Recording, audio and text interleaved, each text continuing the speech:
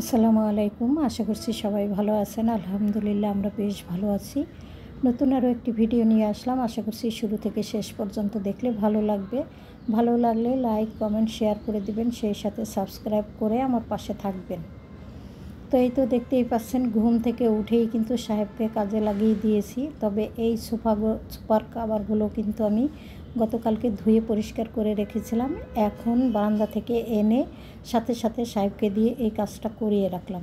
এখন হচ্ছে সকালবেলা। তো সকাল বলতে অত সকালও না, প্রায় 9:30 মতো বাজে। তো আমাদের এখনও পর্যন্ত কিন্তু নাস্তা খাওয়া করা হয়নি বা খাওয়া হয় নাই। তো এই কাজটা করে তারপরে আমরা নাস্তা করব। বরাবরই এই কাজটা আমার সাহেব করে থাকে। আমি আসলে ধোয়ার পালা আমার, আর এই কভার পরিয়ে নেওয়ার পালা হচ্ছে আমার সাহেবের। তো সেই কাজটাই সে করে দিল এখন। তো খাওয়া দাওয়া করে নিয়েছি অফ ক্যামেরাতে। সাহেব চলে গেছে, কারণ ওই কাজ করছে, তারপরে সে কিন্তু গোসল করছে। কারণ গোসল করার আগ মুহূর্তে আমি এই কাজটা তাকে দিয়েছিলাম, আর সেই কারণে সে কিন্তু খালি গায়ে ছিল। তো কী আর করার, এমনিতেই আপনাদের সামনে একটু ভিডিও করে নিলাম।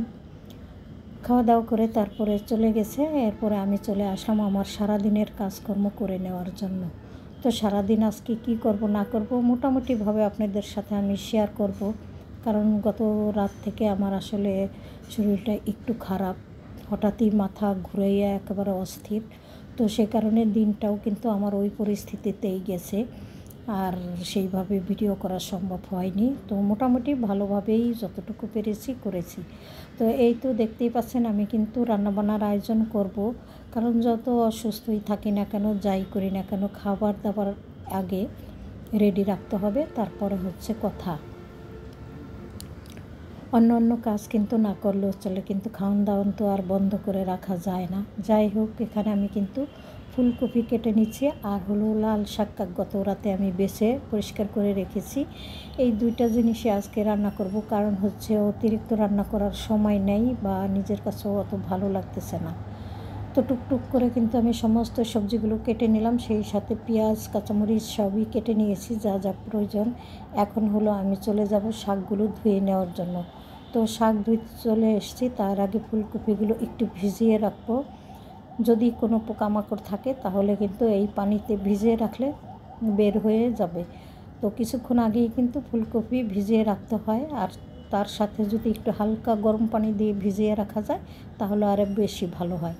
তো যাই হোক, ফুলকপি ভিজিয়ে রেখে আমি হলো শাকগুলো পরিষ্কার করে ধুয়ে নিলাম। এরপরে কি রান্না করব সেগুলো আপনাদের সাথে একটু শেয়ার করলাম। আজকে হচ্ছে পাবদা মাছ দিয়ে ফুলকপি দিয়ে রান্না করব, আর শাকটা ভাজি করব।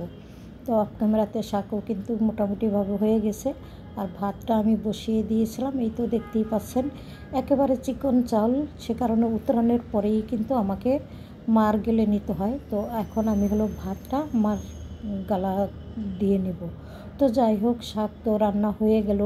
এরই মধ্যে রান্না শেষ হতে না হতে ছেলে এসে বলল, আমার কিন্তু সময় নেই আম্মু, যদি হয়ে থাকে দাও, তা না হলে না খেয়ে আমি বেরিয়ে যাব। যখন ছেলে এই কথা বলল তখন আর কি করার, শাক আছে, গতকালকের আরও কিছু সবজি আছে রান্না করা, সে কারণেই কিন্তু আমার আজকে এত অল্প রান্না। তো ছেলেকে একটা ডিম ভেজে ভাত দিয়ে দিলাম, পাশাপাশি ছেলে কিন্তু ডাইনিংয়ে বসে খাচ্ছে, আর এদিক থেকে আমি হলো রান্নাটা শেষ করে নিচ্ছি। তো ছেলে আর মাছের ঝোলটা খেতে পারবে না এখন, যাই হোক রাতের বেলা খাবে। তো কী আর করার, রান্নাবান্না শেষ করছি। তারপরে তো আমার অত বেশি কাজ নাই, আর আমি অত বেশি কাজ আজকে করবও না। বুয়া চলে আসলো, ঘর বাড়ি গুছিয়ে নিয়েছি অফ ক্যামেরাতে। তো বুয়া এসে ঘর ঝাড়ু দিয়ে মুছে দিল, আর ওনার হলো ঘর ঝাড়ু দেওয়া, মোছা, টুকটাক ঘর বাড়ি গুছিয়ে নেওয়া, এই কাজগুলো উনি করে থাকে। তো মাঝে মধ্যে করে, আবার করেও না। আর ওনাদের দিয়ে গুছিয়ে গাছিয়ে রাখলে কিন্তু আমার মনও ভরে না, আমাকে আবার করতেই হয়।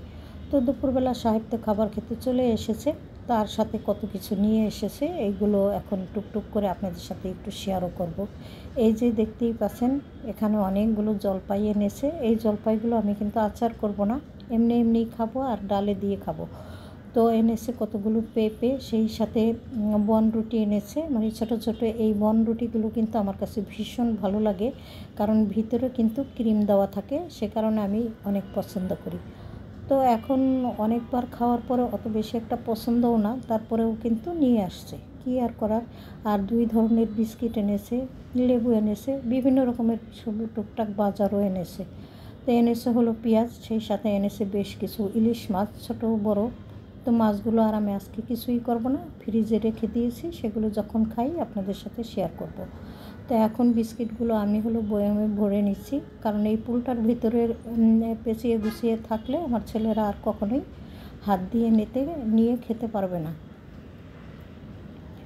যখন আমি দিব তখনই তো খায়, তারপরেও কিন্তু যদিও বা নিয়ে খেতে চায় আর পারবে না, সে কারণে আমি কিন্তু গুছিয়ে রাখলাম যাতে করে আমার ছেলেরা নিয়ে খেতে পারে। আর এখানে হচ্ছে নারকেলের শাঁস, মানে কচি নারকেলের শাঁস আছে। তো এই শাঁস খেতে আমি ভীষণ পছন্দ করি। তো সে কারণে ছেলে নিয়ে আসলো, তো ডাবের পানি তো খাওয়া হয়ে গেছে, এখন শাঁসটা আমরা 2 জনে খেয়ে নিলাম, আর ছেলেরা আগেই খেয়ে নিয়েছে। তো পেঁপে এনেছে, এই মুহূর্তে খাবো না, এমন দিন আমাদের আসলে কমই হয়।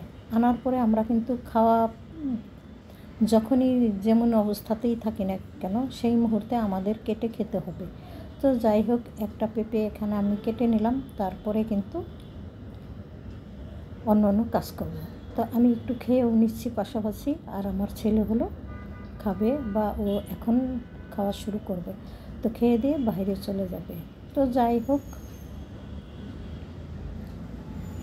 এই তো পেঁপে খাওয়া শেষ, তারপরে তো সবাই বাসা থেকে চলে গেছে, এখন একা একা বসে আছি। তো সকালবেলা তো সোফার কাভার গাঁথিয়েছিলাম, কিন্তু আসলে সোফাতে আর বিছিয়ে দেওয়া হচ্ছিল না। তো সোফাটা আমি অফ ক্যামেরাতেই মুছে একটু পরিষ্কার করে রেখেছি সুন্দর করে, আর এখন হলো হালকা পাতলা ঝাড়া দিয়ে তারপরে সোফার ফোমগুলি সুন্দর করে দিয়ে দিলাম। তো এতটুকুই কাজ ছিল আমার আজকে। যদি ভালো লাগে ভুল ত্রুটি ক্ষমা সুন্দর করে দিবেন, ভালো লাগলে লাইক কমেন্ট শেয়ার করে দিবেন। আপনাদের কাছ থেকে বিদায় নিয়ে নেব। সবাই ভালো থাকেন, সুস্থ থাকেন। আল্লাহ হাফেজ, আসসালামু আলাইকুম।